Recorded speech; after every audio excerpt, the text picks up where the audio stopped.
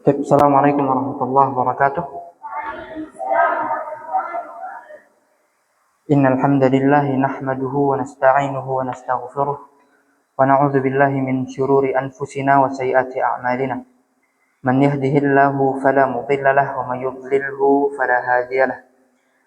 Asyhadu an la ilaha illallah wahdahu la syarika lahu wa asyhadu anna Muhammadan 'abduhu wa rasuluhu alladzi la nabiyya wa la rasula ba'dahu. Amma ba'd. Kaifa halukum? Alhamdulillah. Naltaqi marratan ukhra fi liqa'ina ونستمر قراءتنا في التفسير لكن كما قلت يعني منذ اليوم سنبدأ أولا بدراسة التجويد. نأخذ التجويد شوية بسيط فقط هكذا ثم ندخل ونشرع كلام إلى التفسير هكذا. تمام. نبدأ الكلام عن التجويد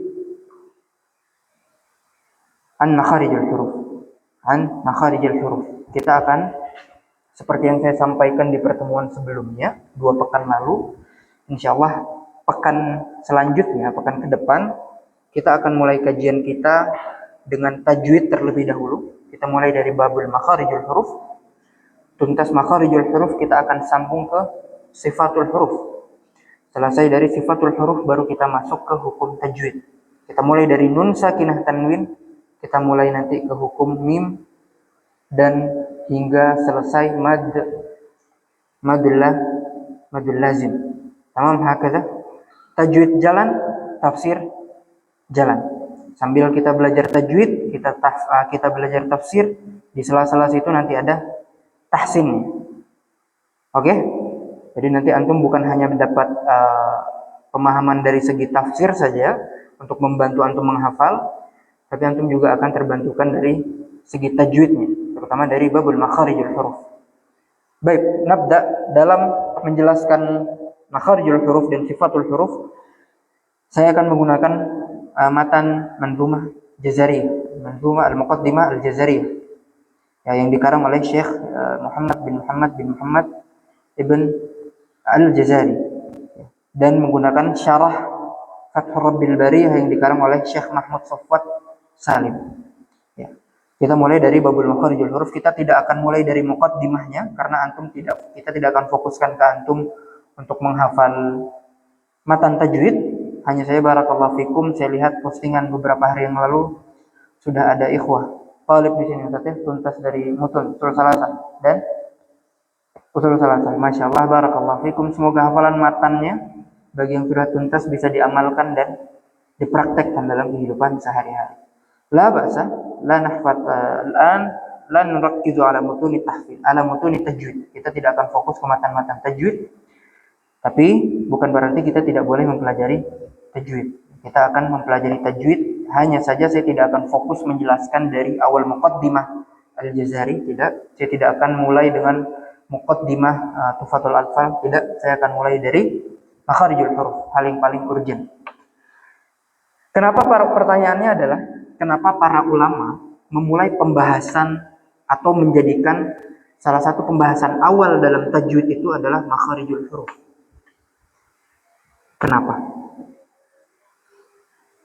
Kenapa makharijul huruf menjadi perhatian para ulama?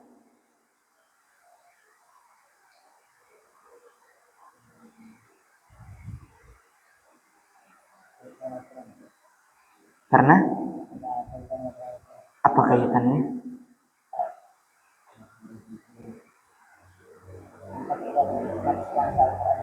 Baik, barakallahu fikum. Bagian terbesar dari Al-Quran itu apa? Surah, ya. Di bawah surah ada ayat. Di bawah ayat ada jumlah kalimat. Di dalam kalimat ada kata. Di dalam kata terdiri dari huruf. Syekh Mahmud Safwat Salim mengatakan para ulama menaruh perhatian dari hal yang paling kecil dari Al-Quran, yaitu huruf.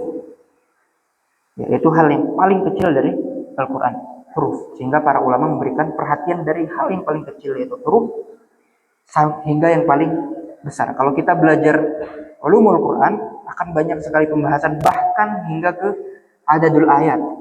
Jumlah ayat di dalam Al-Quran itu pun menjadi sebuah ilmu tersendiri.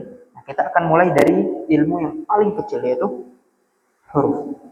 Imam Ibnul Jazari menyampaikan dalam manzumahnya, qala Imamul Jazari, qala Imamul Ibnul Jazari rahimahullah taala, wa nafa'ana bi'ulumihi fid dharain, Allahumma amin. Makharijul hurufi 17 'ala alladhi yakhtaruhu man ikhtabar. Lil jawfi alifun wa ukhtaha wa hi hurufu maddin lil hawa'i tantahi. Imam Ibnul Jazari memulai dengan menyebutkan bahwasanya makharijul hurufi 17. Makharijul huruf itu ada 17. Alladzi yakhtaruhu man ikhtabar, yang dipilih oleh orang-orang dzul khibrah, yang punya pengalaman. Kawan-kawan sekalian, terdapat perbedaan pendapat memang di makharijul huruf. Ada yang mengatakan 14, ada yang mengatakan 16, ada yang mengatakan 17. Hanya saja perbedaan itu kalau kita belajar tafsir namanya al-ikhtilafut tanawwu. Ada yang meleburkan huruf lam dan ro ke satu makhraj. Ada yang memisahkannya.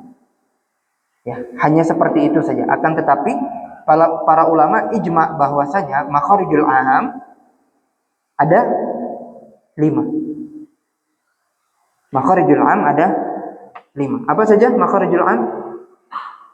Al-jawf, lisan, al-halq, syafatan, khayshum. Betul ya? Rongga tenggorokan, rongga mulut, al-jawf, al-halq, tenggorokan, al-lisan, lidah, syafatan, 2 bibir, khayshum. Ini adalah makharijul am namanya. Dari makharijul am ini nanti akan dipisah-pisah. Gitu ya. Jawf keluar huruf apa saja, al-halq keluar huruf apa saja. Al-halq ada berapa pembagiannya? Lisan ada bagian kiri, bagian kanan, depan, tengah, pangkal lisan, lisan kiri, lisan depan sama bagian gigi atas keluar apa? Bagian lidah depan sama bagian gigi bawah, seri bawah keluar huruf apa? Bibir kalau bertemu keluar apa? Kalau merenggang keluar apa? Khayshum apa saja yang keluar dari khayshum? Dari 5 makharijul am ini diperdetil oleh para ulama hingga keluar 17. Ini sifatnya ijtihadi, kawan-kawan. Sifatnya ijtihadi. Ya, makharijul huruf ini diketahui berdasarkan usaha-usaha yang dilakukan oleh para ulama. Namanya ijtihadi. Makanya ada khilaf, ada yang bilang 14, 16, 17, bahkan 19. Akan tetapi makharijul am itu ada 5. Imam Ibnul Jazari memilih makharijul huruf ada 17. Oke ya. Kita tidak akan ambil semuanya malam ini, kita hanya ngambil 1 makharijul huruf atau 2 makharijul huruf setiap kali bertemu. Sepakat? Baik. Apa itu makharij? Sebelum kita masuk, kita harus tahu dulu apa itu makharij. Dari kata kharaja yakhruju, maknahu khuruj. Yazidu ala amamihi al-mim. Yadullu ala al-makan. Makanil khuruj, tempat keluar. Tempat keluarnya makharij jamak minal makhraj. Makharij itu jamak dari makhraj. Bentuk tunggalnya makhraj. Tamam? Tsumma yujma'u fa asbaha makharij.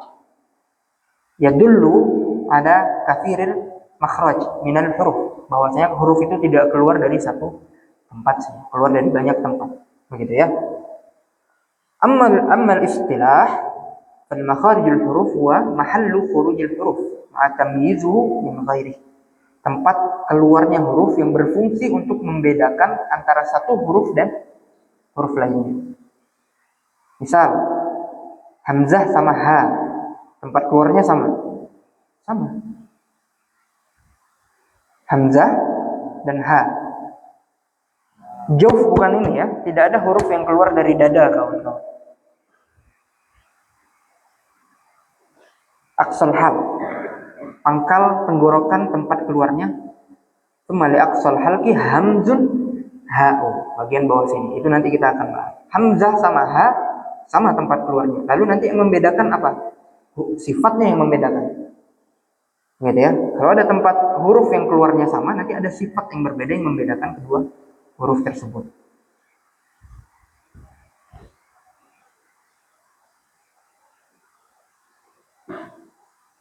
Baik, kita masuk ke makharijul yang pertama. Makharijul hurufi 17 ala alladhi yakhtaruhu man ikhtaba. Lil jawfi, kata Imam Ibn al-Jazari, lil jawfi, al-jawf ma huwa al-jawf? Al-farad fil had. Rongga kosong di tenggorokan. Itu namanya jawf. Itu dinamakan jawf. Jadi tidak ada huruf yang keluar dari dada. Enggak. Ha.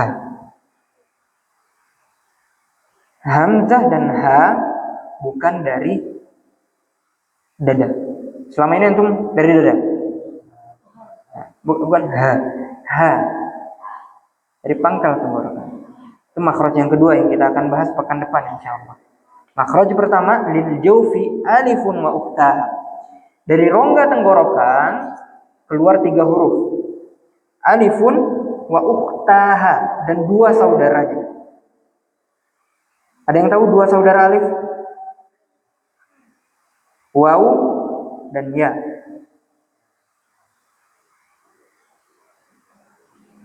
Wahiyah huruf maddin. Huruf mad ada berapa? 3. Apa saja? Jadi saudaranya alif siapa? Antum harus tahu di dalam Al-Quran alif tidak pernah berharakat. Alif tidak pernah berharakat di dalam Al-Quran. Semua alif yang ada di Al-Quran itu pasti sukun. Yang berharokat hanya hamzah. Antum harus bedakan antara alif dan hamzah. Ya, alif dia tidak pernah berharokat di dalam Al-Quran. Huruf mad itu ada 3. Alif yang sebelumnya fathah, ya yang sebelumnya kasroh, waw yang sebelumnya dhammah. Ketiga huruf ini keluarnya dari jawf. Wajaat, ja'at, walad, dari sini keluarnya, bukan dari khoisyum. Banyak yang baca huruf mad itu masuk ke hidung. Walad, masuk ke hidung ya. Cara tahu masuk ke hidungnya atau enggak gimana? Ketika antum ucapkan huruf, pencet saja hidung antum. Kalau dia terganggu, maka itu masih keluar dari hidung. Dia harus khalis, tidak boleh masuk ke dalam hidung.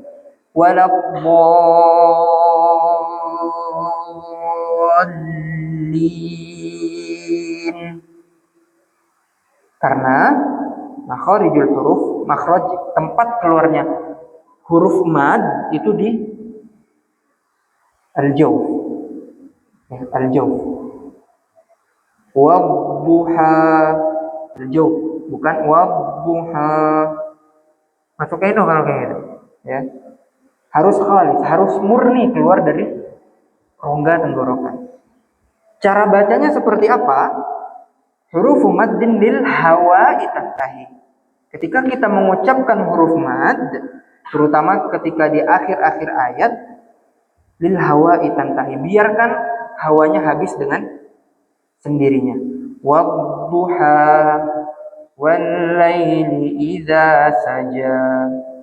Dibiarkan dia habis, jangan dipaksa dia untuk habis.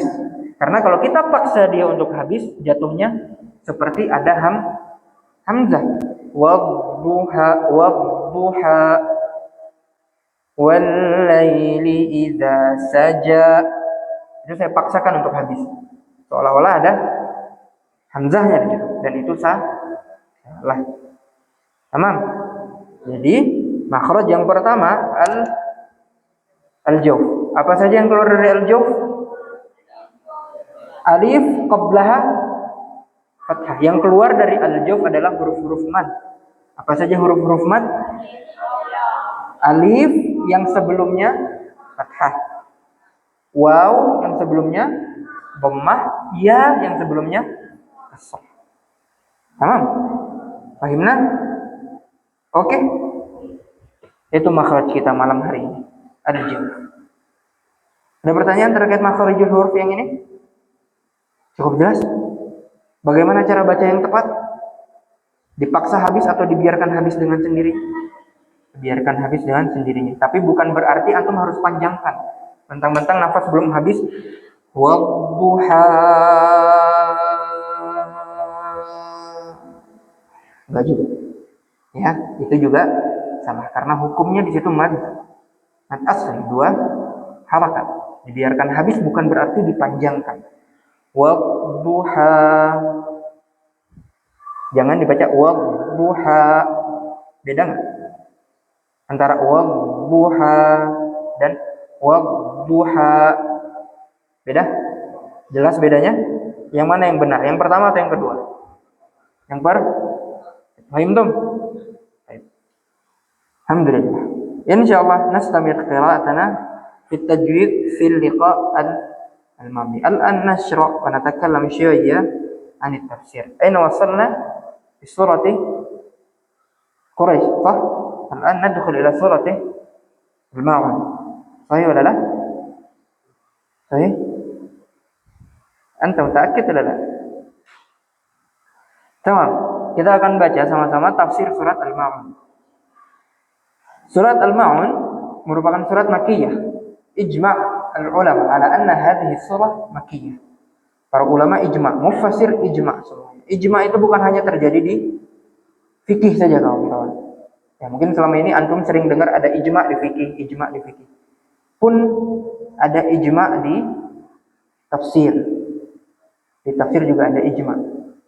Di antara beberapa ulama yang perhatian perihal ijma' ini antum bisa cek ke tafsir At-Tabari, misalkan kalau antum iseng ada di sini antum bisa buka. Imam At-Tabari sering menyebutkan ijma', Imam Al-Alusi, Ibnu Athiyah, antum bisa cek di situ. Nah, ya. Para mufassir ijma' bahwasanya surat ini termasuk ke dalam surat Makkiyah. Ada nggak juz 30 yang khilaf? Ada yang bilang Makkiyah, ada yang bilang Madaniyah. Ada. Surat apa? Al-Mutaffifin. Al-Mutaffifin khilaf ulama. Ada yang bilang Makkiyah. Secara uslub, secara gaya bahasa, Al-Mutaffifin masuk ke dalam surat Makkiyah. Tapi secara sebab nuzul, surat Al-Mutaffifin diturunkan kepada ahli Madinah yang pada saat itu acap kali berbuat curang dalam perihal timbang menimbang. Jadi dulu para ahlul Madinah ketika ada yang beli belanja suka mengurangi timbangan hingga datang surat Al-Mutaffifin menegur mereka, barulah mereka memperbaikinya. Jadi khilaf di sini ulama. Ada juga yang khilaf di juz 30. Jadi bukan juz 30 bukan semuanya Makkiyah. Ada juga beberapa yang khilaf, bahkan ada yang dikatakan para ulama surat ini Madani, gitu ya. Nanti kita akan ketemu sama yang surat-surat seperti itu insyaallah kalau Allah izinkan. Qala Rabbuna jalla jalaluhu ara'aita alladhi yukadzibu bid-din. Nah, ini keluarnya dari al-jawf. Ara'aita alladhi yukadzibu bid-din. Jangan dimasukin ke hidung, bid. Jangan dibaca ara'aita alladhi yukadzibu bid-din. Hidung semua itu. Ya, padahal bukan huruf khayshum, bukan huruf gunnah di situ. Dilepaskan, keluarkan pelan-pelan. Antum kalau mau latihan, caranya ketika antum baca huruf mat, tutup hidung antum. Wajaat. Tutup hidung antum, keluarkan pelan-pelan dia. Saya juga dulu susah untuk mengeluarkan dari hidung karena kebiasaan kita ya. Pelan-pelan dikeluarkan biar dia khalis, tidak masuk ke khayshum. Oke? Fadzalika alladhi yad'ul yatim wa la yahuddu 'ala ta'amil miskin. Allah Subhanahu wa taala membuka surat ini dengan istifham. Ya, dengan pertanyaan. Ara'aita alladhi yukadzibu bid-din? Di sini maknanya apakah di antara huruf istifham selain ma, a itu huruf istifham yang artinya apakah, tahukah?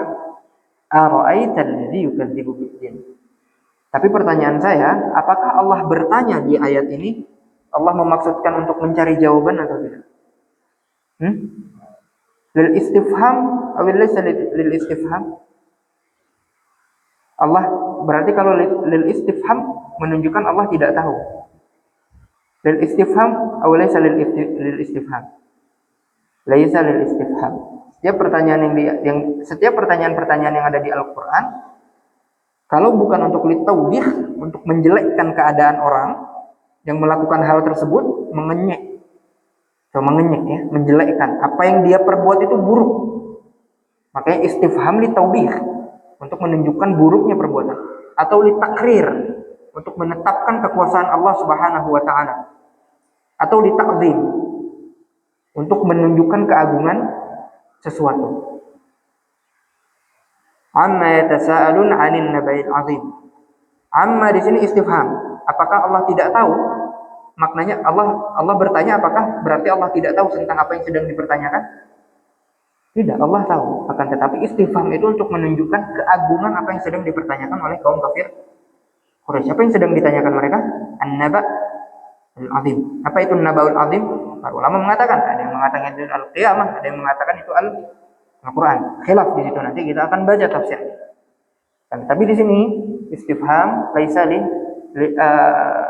bada'at bil istifham lakin laisa lil istifham. Dimulai dengan pertanyaan tapi bukan untuk menanyakan.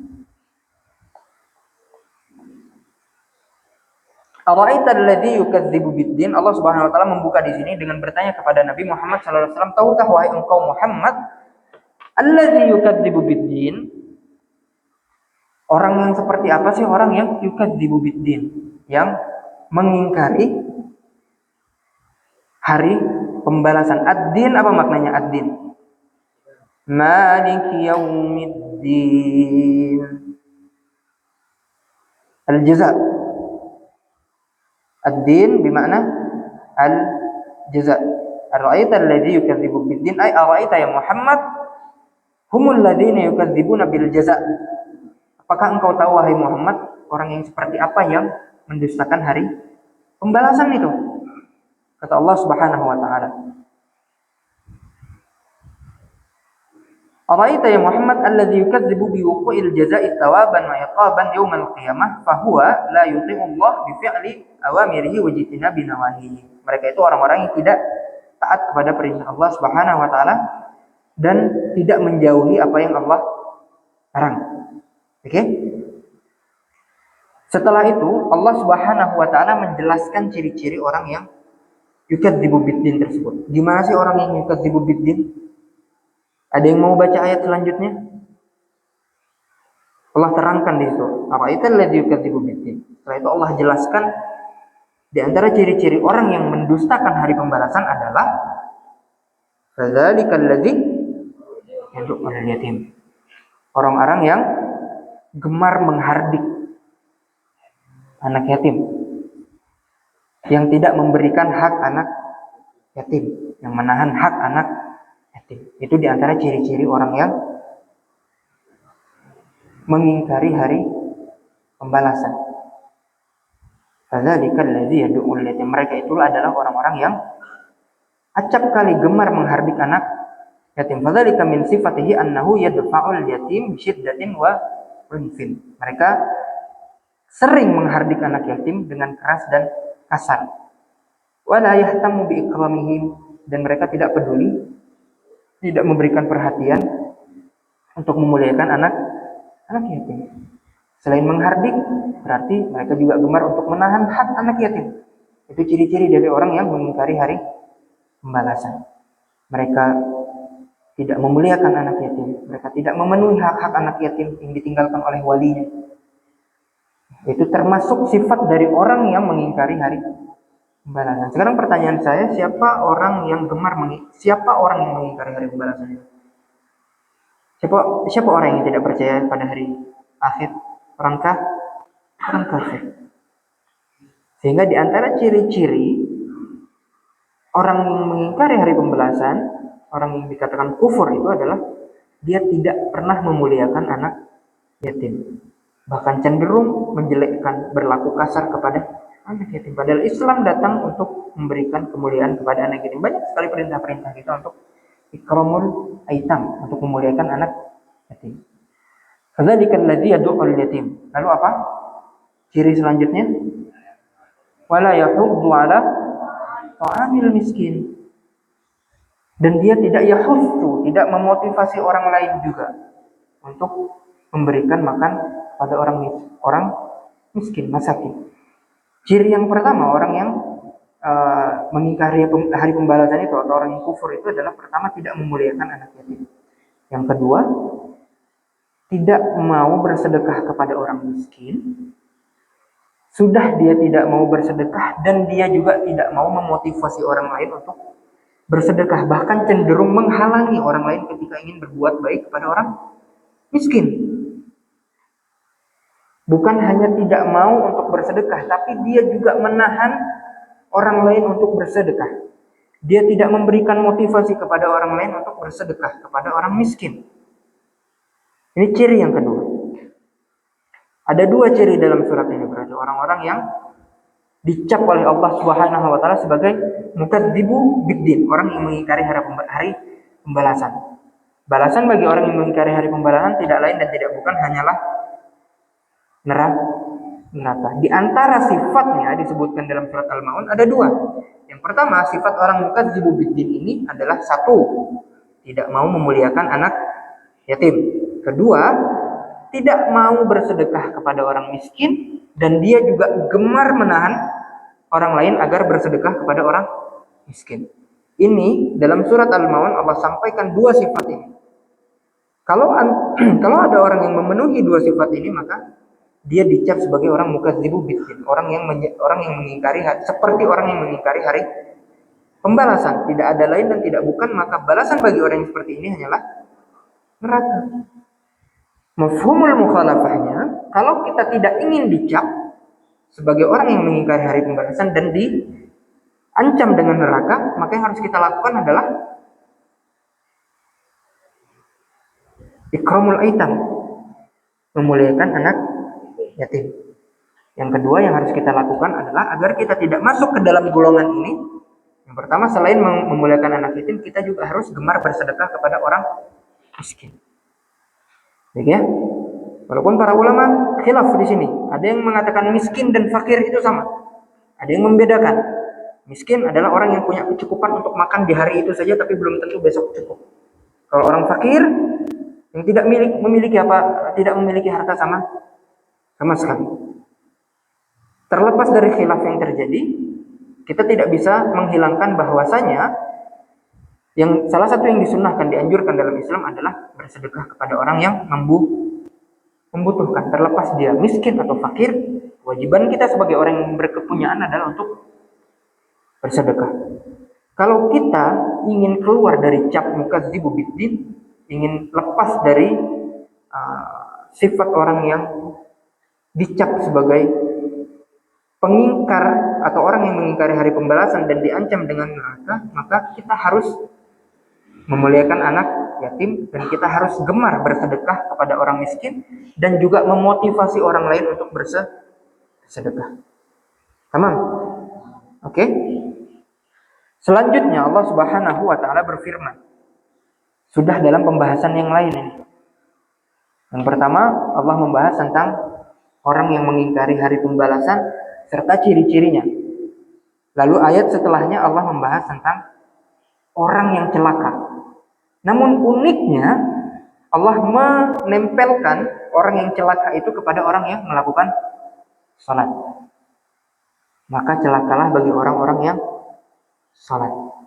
Fawailul lil musallin. Coba Anda lihat terjemahan. Fawailul lil musallin. Maka celakalah orang-orang yang salat. Kenapa orang salat bisa celaka? Bukankah salat itu adalah sebuah ibadah? Nah, dalam hal ini barakallahu fikum, dalam hal ini Allah ingin menyampaikan kepada kita, orang yang sedang ada dalam ketaatan saja tidak lepas dari ancaman neraka, apalagi orang yang tidak beribadah sama sekali. Kita saja yang gemar beribadah, yang sholat sehari semalam, waktu sunnah, puasa segala macam, masih berpotensi kena ancaman neraka. Apalagi orang yang tidak ibadah, kawan-kawan. Makanya kenapa Allah sindir di sini fawailul lil musallin. Maka celakalah bagi orang-orang yang salat. Walaupun setelahnya Allah jelaskan orang yang seperti apa yang celaka. Ya, Allah jelaskan orang seperti apa yang akan celaka. Allah berfirman, fawailul lil musallin alladzina hum an salatihim sahun. Ai fa'adzabun wa halakun lil musallin. Maka azab dan kecelakaanlah bagi orang-orang yang salat. Lil musallin kif sya'nuhum alladzina hum an salatihim lahun. Ai mutasyagilun, sibuk, tidak khusyuk, lalai. Contohnya dalam lalai, antum sedang sholat, tidak fokus beribadah, pikiran antum kemana-mana, jemuran kan? Apa di sini? Makan kah? Ini makan apa? Habis isya ini. Ya Allah, saya lapar sekali ini. Habis saum, makan sedikit iftar. Sholat maghrib kajian Ustaz Aufa lagi panjang sekali. Sholat isya pun panjang. Apa ini lauk makan? Saya lapar sekali. Subhanallah. Nih. Nah, ini termasuk al-mutasyaghilun, orang yang lalai hatinya dari ibadah salat. Contoh lalai lainnya adalah misal sebelum salat, baru azan. Atau baru masuk waktu azan, belum azan. Baru selesai azan, nanti saja ke masjid nunggu iqamah. Baru iqamah belum takbir. Baru rakaat pertama, nunggu rakaat kedua. Subhanallah, akhirnya masbuh 4 rakaat. Ini yang dinamakan dengan wailul lil musallin. Celaka bagi orang-orang yang salat. Contoh lalai lainnya yang pernah saya singgung adalah ketika kita masbuh misalkan. Imam sujud kita tunggu imam berdiri. Subhanallah. Bagaimana kalau Allah wafatkan antum sebelum antum takbiratul ihram? Qabla an nabda Allahu akbar. Allah wafatkan kita. Sedangkan kita punya waktu untuk ikut imam sujud. Kita punya waktu untuk ikut imam duduk di antara dua sujud. Akan tetapi karena nanggung sekali nih kalau saya duduk. Nanggung sekali saya sujud, toh bentar lagi imamnya berdiri. Imam belum berdiri Allah wafatkan antum. Kaifa sya'nukum? Gimana keadaan antum? Kita tidak tahu kapan ajal kita, kawan-kawan. Maka kita harus tuntaskan sehingga kita tidak tergolong ke dalam orang-orang yang lalai dalam salatnya. Orang yang sibuk hatinya. Fala yuhafizuna ala adaiha fi awqatiha. Nah, di antara contoh lainnya, tidak menaruh perhatian pada salat tepat waktu, menunda-nunda. Seperti yang saya sampaikan, baru azan, belum iqamah. Baru iqamah, belum takbir. Baru takbir, belum lagi ruku. Nanti saya tunggu ruku baru saya datang. Baru rakaat pertama, nanggung rakaat kedua. Nanggunglah biar masuk rakaat ketiga saja. Ini termasuk ke dalam menunda-nunda salat, dan ini termasuk ke dalam yang diancam. Wail itu maknanya ada dua, kawan-kawan. Imamul Mahalli dalam Imamul Jalaluddin Al-Mahalli dalam tafsirnya Jalalain menyebutkan wail itu ada dua maknanya. Yang pertama, celaka. Kalimatul azab. Kata yang mengandung azab itu. Celaka artinya kecelakaan bagi kamu. Makna yang kedua, al-wail adalah nama sebuah lembah yang ada di neraka Jahannam. Kalau ditinjau dari segi ilmu tafsir, ini namanya ikhtilafut tabad. Ikhtilaf yang saling bertentangan. Ketika kita memahami wail dengan makna yang celaka, maka makna yang kedua batal. Kita tidak bisa berhujjah dengan makna yang kedua. Tapi kalau kita mengatakan wail adalah nama lembah yang ada di neraka, maka makna yang pertama batal, tidak bisa dipakai karena saling bertentangan. Akan tetapi ada satu garis besar yang bisa kita ambil adalah kedua-duanya merupakan ancaman untuk masuk neraka. Wail, celakalah kamu. Tidak ada tempat bagi orang-orang celaka kecuali neraka. Wail dengan makna ismu wadi fi jahannam. Kalau kita maknai surat dengan itu, maka fawailul lil musallin. Maka lembah wail yang ada di neraka Jahannam adalah tempat bagi orang-orang yang lalai dalam salat. Keduanya lokasinya di mana? Neraka.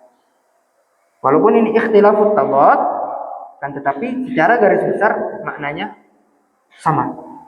Fawailul lil musallin alladzina hum an salatihim sahun alladzina hum yuraun. Yang ketika mereka sholat niatnya itu riya. Ya, ria. Ingin menunjukkan saja kepada pada orang. Misal antum sholat tahajud sendiri di sini, biasa saja sholatnya. Tiba-tiba Ustadz Mulsir datang, antum jaharkan suara antum bagus-baguskan bacaan antum panjangkan. Yang tadinya sholat cuma 2 ayat ruku, jadi 2 lembar antum baru ruku. Karena beliau datang. Itu tidak lain dan tidak bukan hanyalah riya, kawan-kawan. Jadi apa saja yang harus dihindari agar tidak masuk ke dalam ancaman wail? Pertama, la tatasyaghaluna fi shalah. Jangan lalai dari salat. Yang kedua, jangan pernah masukkan riya ke dalam hati. Itu cara biar kita terlepas dari ancaman neraka. Tsumma qala alladzina hum yura'una wa yamna'una al-ma'un. Dan mereka wa yamna'una an-nas min al-intifa' bima ladaihim. Dan mereka ini gemar sekali menghalang-halangi orang lain untuk mengambil manfaat dari apa yang dimiliki oleh dia. Misal dia punya harta, dia tahan hartanya. Dia punya kemampuan untuk membantu, dia tahan sehingga dia tidak membantu dan menyulitkan orang lain. Ini termasuk orang yang diancam dengan wail, gitu ya. Jadi dari surat Al-Maun kita belajar 2 hal, kawan-kawan. Yang pertama, pentingnya untuk muliakan anak yatim. Yang kedua, pentingnya untuk bersedekah kepada orang miskin dan memotivasi mengajak orang lain untuk melakukan hal yang sama. Hal ini agar kita terhindar dari sifat orang mukadzibuna biddin, orang yang mengingkari hari pembalasan. Karena bagi orang yang mengingkari hari pembalasan, tidak ada balasan yang lebih baik bagi dia kecuali neraka. Yang kedua yang bisa kita ambil pelajarannya adalah orang yang ibadah saja masih bisa terancam dengan neraka apabila ibadahnya dipenuhi dengan kelalaian dan diniatkan untuk riya. Jadi pelajarannya adalah yang pertama, fokus ketika ibadah. Jangan pernah lalai. Ibadah itu adalah antara antum dan Allah. Salat itu adalah komunikasi antara kita dan Allah. Maka berikan fokus di situ. Datangkan khusyuk di situ. Yang kedua, jauhkan sifat riya. Dan jangan pernah halangi orang dari apa yang antum bisa bantu pada orang tersebut. Jangan pernah antum halangi. Antum bisa bantu fulan untuk A, bantu. Fulan bisa mengambil manfaat dari antum dari segi B, bantu. Jangan pernah tahan. Jangan pernah menghalangi kebaikan kepada orang lain dan jangan pernah menghalangi diri antum sendiri untuk berbuat baik kepada orang lain. Karena ketika antum menghalangi diri antum untuk berbuat baik bagi orang lain atau membantu orang lain atau membukakan jalan kepada orang lain agar dia terbantu, maka itu sama, diancam dengan wail. Baik.